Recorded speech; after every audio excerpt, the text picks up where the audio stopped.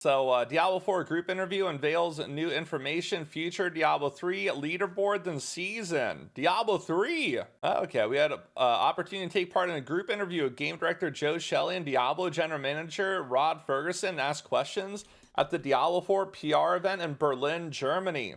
Topics include leaderboards, gambling, clan activities, season journey rewards, the future of Diablo 3, UI improvements, combat pacing, and more. The interview was held in March between early access beta and open beta weekend. Okay. Oh, so it's actually like a bunch of stuff here. That's actually a pretty juicy interview, it looks like. Key takeaways. Here's a brief summary of the highlights from this interview. Leaderboards connected to competitive activities will be added post-launch. And they said this multiple times, right? They just keep on saying that they're going to be beefy, big seasons where they're going to improve upon the game and like make iterations, alteration changes, balancing stuff, new additions, all that stuff. But they don't have like a set date for the first Diablo 4 season yet. Competitive, I wonder what the competitive activities are going to be. This is my speculation. I think they're going to do dungeon-based clear rewards, right? So like we know there's like 120 plus dungeons in Diablo 4. Like you're gonna have different affixes on them. I think there's going to be a dungeon-based leaderboard, almost like a Mythic Plus system, where you're going to be trying to get like fast clears on the highest tier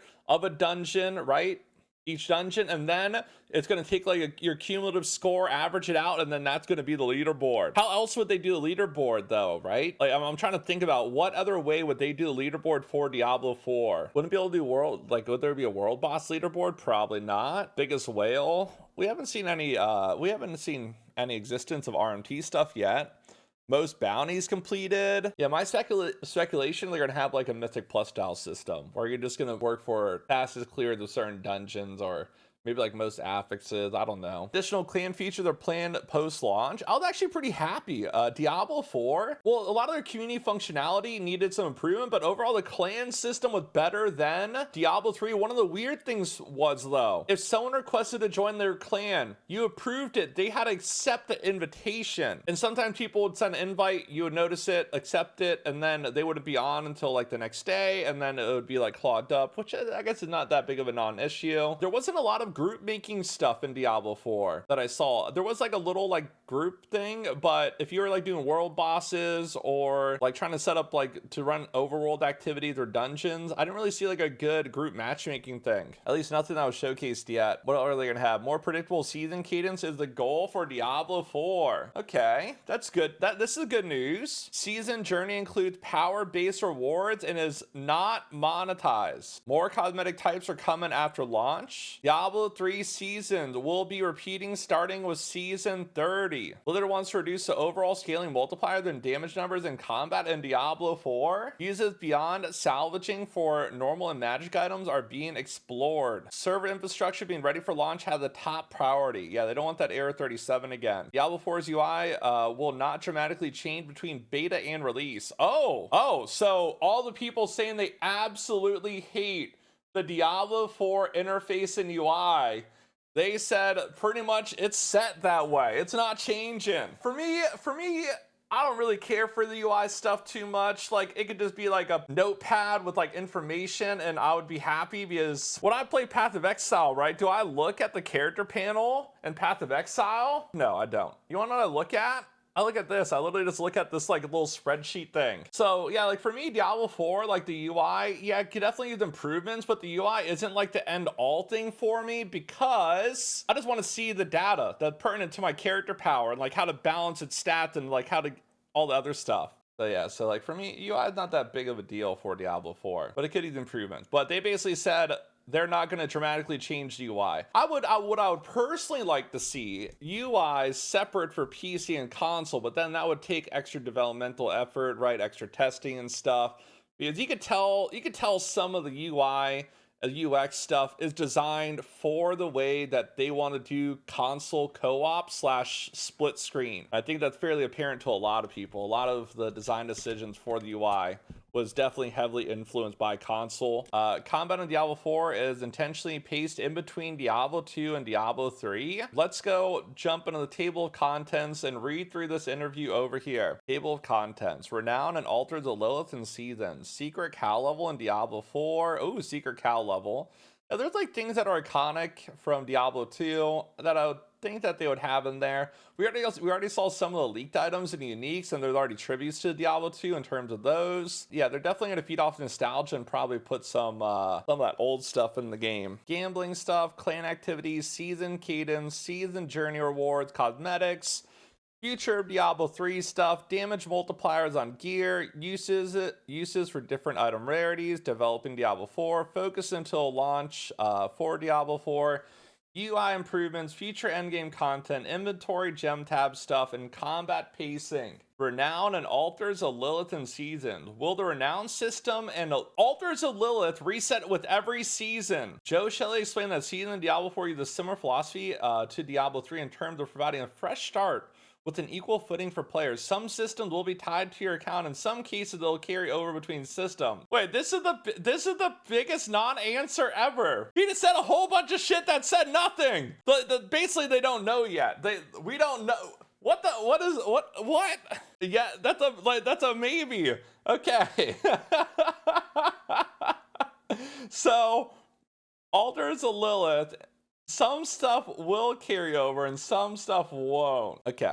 And yeah, if you didn't play the beta, basically, right, there's like zone objectives, almost like completion of stuff in every zone. You have to go around, you have to do dungeons, you have to like go around, do your Altar of the Lilith, which is like kind of like Diablo 4 Makoko's. There's exploration stuff, waypoints, you know, you have to go, yeah, and just basically just do collection stuff, right? They don't know what's going to be transferable between the normal game and the seasons. Will there be a secret cow level?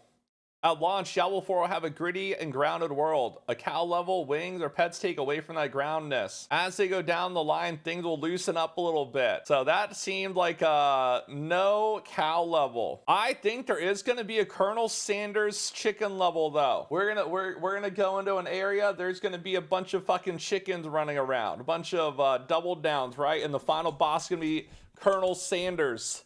And an apron, he's just gonna be throwing double downs at you, boomerang style, and you have to fight him off. Little double down level. That'd be fucking sick. They'll have Colonel Sanders look like the Butcher a little bit. Just imagine the Butcher Colonel Sanders throwing double downs at you.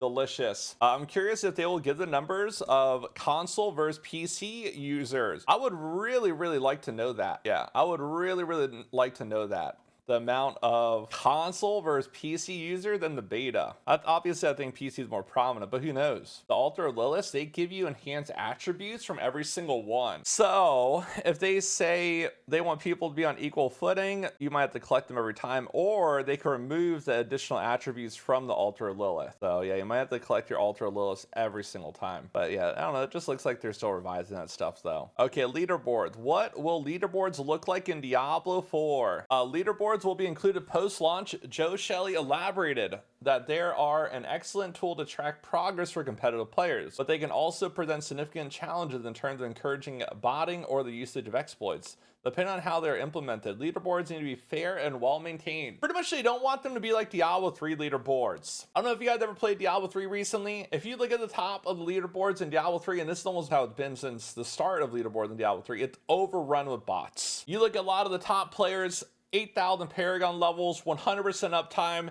The guys have not slept in 3 months. They've just been pushing Paragons and leaderboards all day long. And then also bounty bots have become really, really popular in Diablo 3 also, where people don't even bot on their main account. They bot on like a bunch of different accounts, and these accounts invite their main account to a group when the bounties are finished, and they just loot the bounty bags that give them an insane amount of materials, and then they just get like really, really good gear that way. So they basically don't have to farm, and they're not technically botting on their main account, but they're having different accounts bot and inviting them to groups to get the materials. And then yeah, I guess you don't get banned for that because technically you're not cheating on your main account. You're using like a VM, right? You're using virtual machines or whatever to do the botting for the bounty bots to invite your other characters to the games to get them geared out. Leaderboards need to be fair and well maintained. They should be connected to competitive activities and not general activities. Leaderboards make people look at the top leaderboards and sway people and play in a certain class or build. Blizzard wants to make sure that they get leaderboards right. In the absence of leaderboards at launch, the level 100 boss will be there to prove your strength. Yeah, this is what Rod Ferguson said. He said there is going to be level 100 plus boss, and then capstone dungeon bosses too. So there's going to be a quote-unquote pinnacle boss in Diablo 4 on launch, confirmed. We don't know what it's going to be, but there is going to be like an actual hard boss in Diablo 4. That honestly, that's a good sign, right? Everyone always compares D4 to PoE. They started pinnacle bosses right with Aziri. I don't know if you guys remember that. It came out in like 2013 or 2014. But over time, they gradually added more pinnacle bosses and uber bosses to the game. So yeah, Diablo 4 is going to have, I guess, like one of these uber bosses, one of these level 100 bosses on launch. What's a capstone boss? Okay, so they kind of explained it this way. When you do the campaign, in order to unlock the next world tier, you have to do a capstone dungeon. We don't really know what's in there or what bosses are in there, but you basically have to complete this objective to unlock the next world tier to further farm. Great, so we're matching 2014 PoE in 2023. Well, that's a problem with a lot of games, right? People's expectation for what a game includes evolves over time. What a game did when it originally launched is not what people compare it to, right? Like, so Path of Exile, when it originally launched, right, it had no endgame bosses. There was like no mapping. There was like basically nothing, right? There was a couple areas that you would farm. You would farm like Piety, you would farm docks. That was your end game, right? You didn't have all this deep customization stuff. You didn't have this crazy crafting yet. You didn't have like all these like crazy bosses. You just had bare bones, right? And then over time they gradually added stuff. They made the campaign more fluid. Instead of doing like the same zones 3 times, you just have a act 1 to 10 thing. Everyone compares like every new release game to what games have been developed over 10 years to. There's the content creep and expectation of so much more content for a new release game, but makes it hard for companies to keep up. It's why a lot of people are so dissatisfied with the new release MMOs, because they compare them to what Final Fantasy has or what World of Warcraft has, and that was built up over 15 years. Maybe we get leaderboards similar to Conquest in Diablo 3, which focus on challenge specifically made for competition. Speedrunning type activity in the Nightmare Dungeon are good areas for competition. Many of the planned season features will be good for competing. I really think they're going to do a Mythic Plus style leaderboard like from WoW with Nightmare Dungeon. That's my speculation. We're going full Raider IO score. That's my speculation. Gambling. At BlizzCon 2019, you said that the best gear will be available through gambling, and it's still the case. Super rare uniques, which are much rarer than regular uniques, were added since then, which may not be available through gambling. Joe Shelley added that they would double check on that to make sure the information is correct. What are they talking about? Like, we know there's unique, sacred, right, ancestral stuff, legendaries. So I know when I played the beta, I played the media beta back in December and November, and you were able to get a lot of the good stuff from the Purveyor of Curiosities. And then this most recent beta that we played, the public one, in the open beta, you are no longer able to get those really good items from the Purveyor of Curiosity. So based off my personal experience, they did diminish, or maybe they just removed the possibility of getting those things during the beta that we all played these last couple weekends. But yeah, you're able to get some like insanely good stuff from the gambling vendor when I originally played. Are there going to be clan specific activities in the future, like organizing a clan world boss raid? More features for clan are planned post launch. There's currently no organized structure or fighting world bosses with multiple groups, but Joe Shelley, it is a cool idea. Clan activity. This would be like Lost Ark, like where they do their island objectives in the game. And people hate it. People don't really like the Lost Ark Island stuff because no one does them anymore. Season cadence. The last season of Diablo 2 Resurrected and Diablo 3 started within a week of each other. Are you looking at maybe widening that gap between season launch for different Diablo games? Blizzard will try to have a more predictable cadence for seasons in Diablo 4 and move Diablo 2 Resurrected and Diablo 3 season around Diablo 4 season. That was really weird though, because yeah, they did release Diablo 2 season, then Diablo 3 right back to back. But I'm guessing, I think this is all part of the marketing hype for Diablo 4. That's also why this Diablo 2 season and this Diablo 3 season actually had a bunch of changes, the new additions. I don't know if you guys played them, but the Diablo 2 Resurrected, the addition of all the new rune words, making like a mosaic assassin was super cool. The Diablo 3 season, they put that new like feature in where you do your specialization stuff, add a bunch of quality of life to the game, auto looting, new cosmetics that you could earn.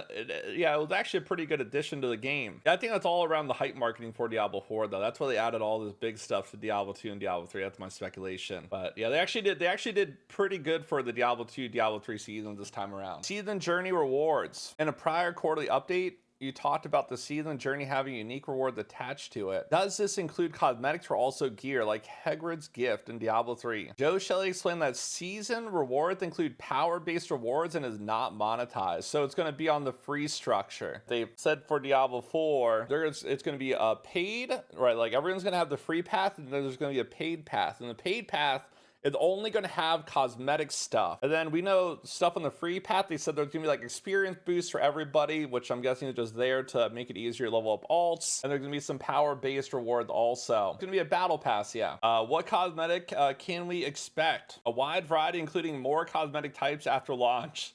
That's very descriptive. What cosmetics can we expect? A wide variety. Okay, good answer. The future of Diablo 3. Will Diablo 3 continue to have new season themes, or will they start repeating after season 28? Season 29 will have a new season theme. Rod Ferguson elaborated further. It won't be as rich as season 28 starting. With season 30, previous seasons will be repeating. Oh, okay. There will be a mix and match of previous cosmetics and features made up from previous seasons. Future development efforts will go in Diablo 4. Hey, so you know how we said Diablo 3, this is like the last Diablo 3 season, season 28? They basically kind of confirmed it here. Season 30 of Diablo 3 will basically just be a repeat hybrid of previous seasons. Actually confirmed Diablo 3 maintenance mode, Diablo 4 full send. It wasn't actually a meme about it being like the last Diablo 3 season when we were playing it. They didn't say anything about Diablo 2 Resurrected though. What are they gonna, yeah, good question. What are they gonna be doing with Diablo 2 Resurrected stuff? There's like 10 people online in D3 already. They can't even communicate with each other. Who cares? I think that there's more people that play Diablo 3 than you think. Man, I literally see Rax and Woody Joe playing it every day, doing greater as 150s. Damage multipliers on gear. Are we gonna see some big multipliers on uniques in Diablo 4 similar to Diablo 3? No. Joe Shelley explained they want to reduce overall scaling multipliers and damage numbers and combat in Diablo 4. They're focused on implementing legendary powers to create new build or have them change build. The philosophy of reducing the overall scaling multiplier that applies to legendaries, uniques, also sets in the future. Oh, wait, what? I thought sets were scrapped. They're actually going to bring sets back in Diablo 4. Oh, shit. I wonder if they're going to go like 5-piece sets or like 2-piece sets. They are sets in the future. Also, you know, they said they're going to bring back runes and rune words in the future too. There's a lot of things that they don't have in the game right now. Joe Shelley added that sets can be great for having a cohesive look and that they will be excellent for new players that don't want to create their own build, but they can have negative effect of simplifying interesting builds that are available, taking up a lot of power slots. I hope that Diablo 4 sets are never the best option. So they want sets to basically be that dumbed down for players that have too much of an issue combining aspects that synergize with their build. With Diablo 4, we saw that a lot of people thought Diablo 4 was overly complex. A lot of you guys in chat are gonna be like, there's no way. I was looking at the forums, I was looking at YouTube. People were struggling hard to get builds. They were struggling hard to combine legendary powers. They were struggling hard to get synergy into the Diablo 4 beta. Yeah, a lot of people were really dependent on builds. You know, a lot of content creators were throwing up build guides for Diablo 4. And people were like, wow, I couldn't figure out my own build. This makes it so much easier. Yeah, people were having issues. People were actually having a lot of issues coming up with their own builds, finding synergy on the skill tree and combining the legendary powers. Bro, level 25 build aren't a thing at low level. People need to quit complaining. Well, yeah, what we're saying, the builds are going to get more complex than what we saw in the beta too. But God, that's not what I was saying. What I was saying was people were having issues making builds with limited things to choose at low level. That was my point. It wasn't that was an end game. It's just going to get more complex with Paragon boards and uniques and like different tiers of legendaries. They are going to add sets to Diablo 4, and it's going to be, yeah, it's going to be a little equalizer. Simplification further for new players. Honestly, game guides for most games are normal, right? Like Path of Exile, how many people actually make up their own Path of Exile build? Like nobody. A majority of Path of Exile players that think they're like so like smart, all they do is copy Ziz or Mathel or Ben, right? They're like, yo Ben, where's the path of building? Where's the path of building? What items do I choose? What gems do I choose? What links do I use? How do I do it? How do I do it? Like not that many people in PoE actually know how to like make builds or even like do synergy. They're dependent upon guides. So most people don't think of their own build, even if they're quote unquote simple. And we'll see this for Diablo 4 also. Uses for deferring item rarities. Okay. In regards to item rarities on an endgame character, will every item rarity have a purpose in Diablo 4 besides salvaging them for crafting materials? Or will we run around with only legendaries equipped? This guy wants to know if we're going to be getting crafting. Joe Shelley explained that they don't expect that normal or magic items will be powerful in themselves in endgame builds. The developers are interested in there being uses beyond salvaging for those items. Rare items will be important at endgame, partly because they'll be used as bases, right? To upgrade a legendary at your occultist. Normal magic items become more powerful as you unlock ancestral and sacred items at higher world tier, thus becoming relevant at early stages of those world tiers. Basically, no, not really. But what they really do need to add for Diablo 4 is some type of filtration system. Because of the dependency on rares, they should just have like some simple window, right? That has a list of all the affixes. Okay, I want 2 affixes that I need that are relevant for my build to show up on an item, and then you have like your one that you could reroll at your occultist before you attach your legendary aspect. They should really have that at a certain point in time. So if you don't actually need materials, if you don't need gold from selling stuff, you could just look for that item that you need to make into legendary. And that would make it so much better. Like I only want +1 to Flurry. I only want like, I don't know, a certain main stat. And then the last affix to be whatever. They need a filtration system to allow it to be a thing. Yeah, where you could basically find a rare item with 2 affixes that are good and one that's changeable at the occultist would possibly make a really good base. So ancestral and sacred equaled ancient and primal, right? I don't know what they settled with for these tiers. Yeah, I don't know what their final tuning of these tiers are, so I can't really say. Maybe more stat, maybe like bigger bonuses. No idea what they actually settled with ancestral or sacred items, so we'll probably find out about that on 420. Developing Diablo 4. They haven't actually come out and said what sacred and ancestral stuff is going to be. We don't know if it's more affixes, larger affix ranges. We do know that they were present in some of the NDA betas that you aren't allowed to talk about, but we don't know what the final iteration is. So yeah, that's basically where we're at there, is we still don't know what they settled for this balancing to be. And maybe they might not even tell us. Maybe they'll just allow us to like discover it on our own. They're not gonna like let us know everything about it. Developing Diablo 4. How hard was it for you to meet the expectation of Diablo player base while also doing what you wanted to do? The notion around the pressure having players like different entries of the Diablo franchise is that you would still find what you are looking for in Diablo 4. Rod Ferguson elaborated saying, we want Diablo 4 to be your favorite Diablo, and if you've never played before, we want it to be your first. Diablo 4 is the dark tone of the original Diablo, plus the persistent progression of Diablo 2, plus the visceral combat of Diablo 3. Diablo 3 actually did have really, really good, smooth combat. It lacked in a lot of other features, but even to this day, if you play it, it's over 10 years old, the combat feels extremely, extremely good and smooth. Plus the new innovation, the freedom of choice, and the shared open world. And hey, the funniest thing about Diablo 3, I don't know if you guys remember this, but originally, when the Blizzard North team, they wanted to make Diablo 3 before there was like a restructuring of everything.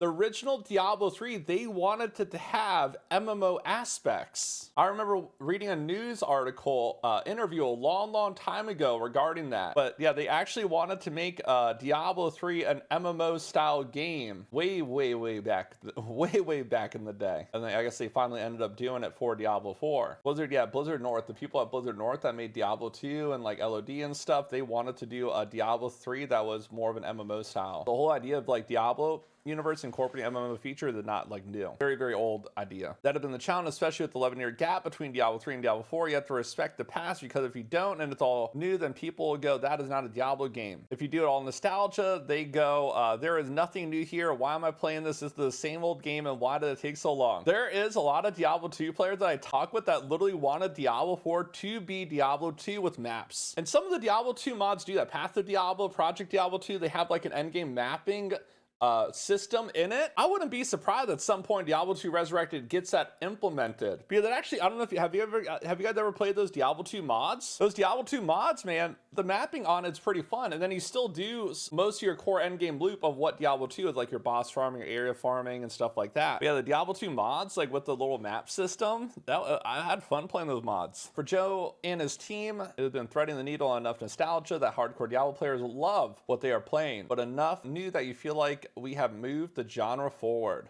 I feel that our story is the new high water mark for Diablo. I think this is the best story that has been ever in a Diablo game. The story was pretty good so far, man. I like the bloodied wolf. What was your guys' favorite character from the beta? Okay, focus until the launch of Diablo 4. Okay, so after receiving feedback from the Diablo 4 beta, do you have a specific focus on what you want to change before launch? The server infrastructure being ready for launch is the most important. They also want to focus on class balance and difficulty balance. Yeah, so hopefully they get some of the class balance stuff done for Druid 100% and like some of the early game stuff. They're still working on like the balance stuff, and we'll see what they end up with. I don't know if they're going to do another beta test. So yeah, hopefully whatever they figure out with balance, especially early on, doesn't push people away from certain things. UI improvements. Will the UI be updated with additional quality of life feature before release? There are some points that can be addressed between beta and release. Joe Shelley said the UI will not dramatically change in that time period simply because there's not enough time. Some issues like bugs need a faster transition, and others are more complex problems. Joe Shelley added, we want the UI to be accessible to all kinds of players. There's a lot of factors we need to think about. So why is the UI so big and blocky, right? That was like one of the main criticisms from the beta. The reason why, and let me show you guys real quick. The reason why the UI is so big is when you got your controller, right? And you're playing on your damn couch from 20 feet away or 10 feet away. Imagine this here's my couch over here. I'm over here playing Diablo 4, right? On my couch. Holy shit, that item's fucking amazing! Wait, the text is too small, I can't fucking see it. What the hell does that thing fucking say? Oh, okay, that's what it is. Then they go sit back down on their couch. Anyways, the reason why a lot of the UI elements probably seem big and blocky is because you have to be able to see the damn things from your couch, boys. That's where it all makes sense, right? In an ideal world, yeah, you would have like a lot more like detail-oriented UI, specifically for PC players, and that's like more work and stuff. So big and blocky for the console Andes. This is the first Diablo game. When you're playing console, each character that you're playing with can open up their UI at different points, and you don't have to wait for them, right? Diablo 3 is not like this. Diablo 3, everything freezes. Diablo 4, you can be playing next to your buddy. You can open up his inventory and you can still play and do stuff. Anyways, also future endgame content. Are there any planned endgame activity that you haven't revealed yet? Yes. I think Rod kind of spoiled this on Twitter though, because he said there's a level 100 boss plus the capstone dungeon bosses. Yeah, so I think Rod actually said like what some of the stuff is going to be. There's going to be like actual endgame pinnacle bosses and capstone dungeon bosses. Okay, inventory gem tab. Can you please add a gem tab into the inventory, please? The feedback will be passed on to the development team. One of the things that the tab inventory allows for us is to have flexibility in where items go. Please have a gem tab inventory. It was so, you got so many random gems, right? And this is something that dated back to Diablo 3. Diablo 3, you had your gems and you would just sort them in one portion of your inventory, right? And you'd always have them there. So every single time you got a gem, they'll just take up an inventory space. I honestly thought they would learn from Diablo 3 about this and just have a separate gem tab just for quality of life stuff. Is it really fun, like having to micromanage gems every single time you drop them? It's not really fun, like manage your gems, then have to go back to your stash and drop them in your stash. And then the stash is so far away from the waypoint, right? Then you have to go salvage at the other point. Really just like unnecessary step, and honestly I would personally just like to have a gem stash. Combat pacing. Will the combat pace of Diablo 4 increase over the course of seasons? Diablo 4 is intentionally paced in between Diablo 2 and Diablo 3. Joe Shelley elaborated, as you add more things to the game, things tend to speed up. Our season design is such that this will be less of a concern. Yeah, so there's always gonna be power creep, but like in a game when you add new stuff, this is pretty new, it's not unusual. They're just gonna have to keep it under control, and then hopefully if it does get a little crazy, do a stat squish, but everyone knows they don't like getting their power taken away. If you take people's power away, you slow them down a little bit, even if it's for the betterment of the game, people still get annoyed. So yeah, from season to season, you always have to be really, really careful on how much new powerful stuff you give them. It's really, really hard to take it away. Almost every single game that I know that has given you a bunch of power and then taken some away at some point, people have been up in arms with the pitchforks and fire, right?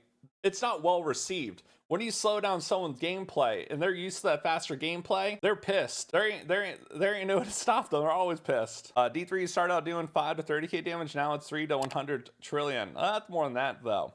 Yeah, so like, yeah, D3 never had like a stat squish really. They just kept them giving you more and more power through all the season up to, you know, this season 28.